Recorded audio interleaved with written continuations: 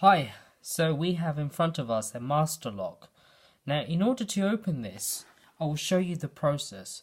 So the first thing is you need to pull the shutter down. After you pull the shutter down, you need to put the pin number in the correct fashion in order to open it. So in our case, we have the pin code set to 1, 2, 3, and 4. So once this has been aligned across, in order to open it, you press this button down.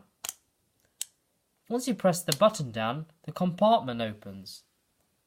Once the compartment opens, you have your key inside.